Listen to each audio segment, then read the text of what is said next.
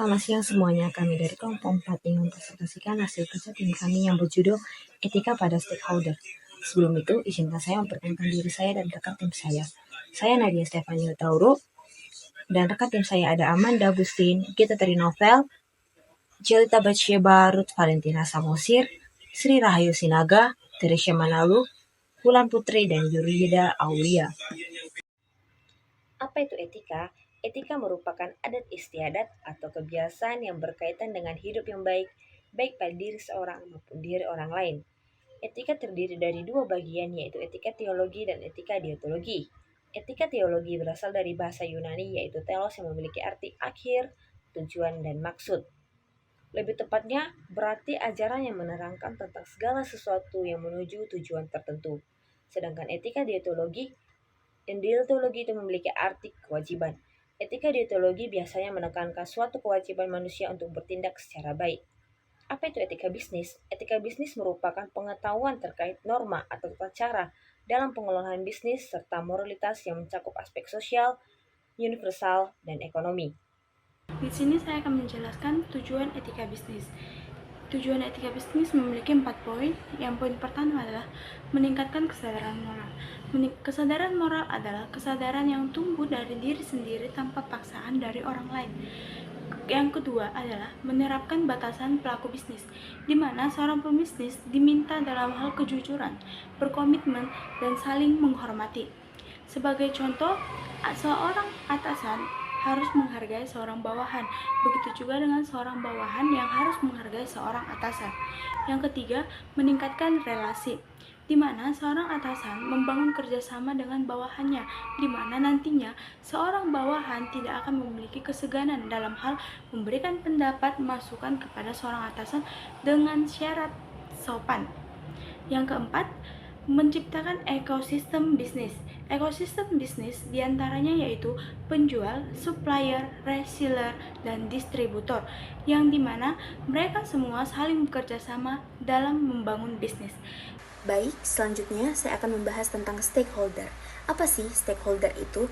Stakeholder merupakan semua pihak yang berkepentingan di dalam aktivitas bisnis yang dilakukan oleh suatu perusahaan atau organisasi, atau juga dapat diartikan sebagai suatu lingkungan masyarakat berupa individu ataupun institusi yang mempengaruhi atau dipengaruhi oleh tindakan, keputusan, kebijakan praktik-praktik, atau tujuan perusahaan itu secara institusional. Stakeholders terbagi menjadi dua bagian. Yang pertama itu adalah internal stakeholder, yang kedua adalah external stakeholder. Yang pertama, internal stakeholder. Internal stakeholder merupakan pemilik perusahaan yang memiliki kepemilikan langsung dalam bisnis seperti para pemegang sahamnya. Yang kedua, kita akan membahas tentang external stakeholder. External stakeholder merupakan sebuah pihak yang memiliki kepentingan di dalam sebuah perusahaan. Materi selanjutnya akan dijelaskan oleh teman saya. Terima kasih. Saya akan melanjutkan materi selanjutnya, yaitu etika bisnis terhadap stakeholder. Nah, setelah kita ketahui bahwa stakeholder itu merupakan pihak-pihak yang berkepentingan dalam suatu perusahaan bisnis. Nah, di sini saya akan membahas bagaimana etika diterapkan dalam suatu perusahaan terhadap stakeholdernya. Yang pertama adalah etika terhadap pemerintah. Nah, kita ketahui bahwa perusahaan itu merupakan sebuah badan hukum yang dilegalkan oleh pemerintah. Nah, maksudnya di sini adalah bagaimana perusahaan menunjukkan etika mereka terhadap pemerintah. Dengan cara mereka harus menghormati perusahaan-perusahaan lain yang merupakan kompetitor mereka, sehingga mereka tidak membuat suatu masalah yang dapat membuat atau membawa perusahaan mereka ke tindakan hukum. Yang kedua adalah etika bisnis terhadap pemasok. Artinya di sini adalah perusahaan dengan si pemasok harus menunjukkan rasa saling menghormatinya. Ketika misal si perusahaan ingin memberikan barang kepada si pemasok, nah di situ harus terlihat tindakan kejujuran terhadap perusahaan atau pemasok. Misal pemasok harus menunjukkan kejujurannya dalam menentukan harga, di mana tujuannya adalah supaya proses pertukaran barang ini, pembelian barang ini dapat berjalan dengan baik. Nah, disitulah letak etika daripada si perusahaan ataupun si pemasok dalam rasa saling menghormati atau menunjukkan kejujurannya. Yang ketiga adalah etika bisnis terhadap pelanggan ataupun konsumen. Artinya di sini adalah bagaimana perusahaan menunjukkan etika mereka terhadap si konsumen. Misal, konsumen ini membeli barang terhadap perusahaan. Nah, kita ketahui bahwa dalam suatu pertukaran atau pembelian barang, mungkin konsumen ini kadang merasa rugi atas telah memberi barang tersebut. Nah, sehingga konsumen bisa saja ingin perusahaan mengganti rugi atas barang yang mereka beli. Nah, di situ letak etika daripada perusahaan tersebut harus diterapkan. Bagaimana mereka harus melayani konsumen dengan baik dan mereka harus menghormati pendapat daripada konsumen mereka. Yang keempat, ada etika terhadap lingkungan masyarakat. Nah, seperti yang kita ketahui bahwa tanggung jawab daripada perusahaan itu atau tugas daripada perusahaan itu adalah mengembangkan perusahaan mereka menjual barang ataupun jasa dalam suatu lingkungan masyarakat. Nah, tapi dalam suatu lingkungan masyarakat itu perlu juga mereka melakukan kontribusi terhadap lingkungan masyarakat itu. Misal mereka memberikan bantuan terhadap orang yang membutuhkan. Nah, itu dapat menciptakan atau menumbuhkan citra daripada perusahaan mereka, sehingga perusahaan mereka itu akan semakin digemari oleh para pelanggan gitu. Dan mereka juga dapat menciptakan hubungan yang lebih baik dengan lingkungan masyarakat. Yang kelima, ada etika bisnis terhadap pekerja. Kita ketahui bahwa perusahaan itu harus memberikan layanan kepada pekerjanya karena pekerja ini memiliki hak seperti itu. Nah, hak seperti apa yang diperlukan? Yang pertama itu ada hak untuk dilindungi. Nah, bagaimana perusahaan menunjukkan etika mereka dalam melindungi pekerja mereka? Karena perusahaan itu harus melindungi para pekerjanya supaya pekerja ini dapat melakukan pekerjaannya dengan baik, dengan terkendali, supaya apa yang mereka kerjakan dapat berjalan dengan baik. Yang kedua, ada hak untuk diperlakukan secara sama. Nah, ini letak etika yang harus dilakukan oleh perusahaan, di mana mereka harus memperlakukan karyawannya secara adil, secara sama, guna memperlancar proses pekerjaan mereka. Yang ketiga, ada hak kebebasan suara hati. Kebebasan suara hati yang dimaksud adalah misal dalam suatu kegiatan atau pekerjaan, seorang karyawan menemukan sesuatu tindakan yang tidak mengenakan, semisal itu mereka mengetahui ada yang korupsi. Nah, mereka bebas untuk menyuarakan pendapat mereka, menyuarakan tanggapan mereka untuk memberitakan bahwa ada orang yang melakukan korupsi. Nah, itu perusahaan harus mampu menerima tanggapan daripada si pekerja supaya untuk kedepannya pekerjaan mereka dapat diperbaiki lagi supaya pekerjaan mereka berjalan dengan baik. Yang keenam, ada etika terhadap kompetitor. Nah, bagaimana perusahaan harus menerapkan etika yang terhadap kompetitor? Kita ketahui bahwa perusahaan itu pasti ingin perusahaannya itu mengalami keuntungan setiap saat. Nah, tapi tidak lupa juga ketika ada kompetitor di sampingnya atau pesaing dalam lingkungannya, mereka juga harus bisa menghormati perbedaan-perbedaan terhadap kompetitor yang ada. Nah, jadi ketika mereka melakukan persaingan, itu harus persaingan yang sehat supaya mereka harus menghormati supaya pekerjaan mereka itu dapat saling menguntungkan seperti itu dan tidak merugikan perusahaan mereka ataupun orang-orang yang berada di sekitar mereka. Demikian presentasi yang bisa saya bawakan. Saya kembalikan ke pemateri selanjutnya. Saya akan menjelaskan mengenai poin kunci dalam pendekatan stakeholder dalam etika bisnis. Pendekatan stakeholder adalah paradigma dalam etika bisnis yang menggambarkan perusahaan sebagai entitas yang harus mempertimbangkan kepentingan dan kebutuhan dari berbagai pihak yang terlibat dalam bisnis tersebut. Poin penting yang pertama, pertimbangkan semua pihak yang terlibat. Pertama-tama, perusahaan perlu mempertimbangkan kepentingan dan kebutuhan dari berbagai pihak yang terlibat dalam bisnis. Yang kedua, jangan merugikan yang terlibat. Pendekatan stakeholder menuntut agar perusahaan memastikan bahwa keputusan bisnis yang diambil tidak merugikan salah satu pihak yang terlibat. Yang ketiga, pertimbangkan dampak pada semua pihak yang terlibat. Yang keempat, memberikan manfaat untuk semua pihak yang terlibat.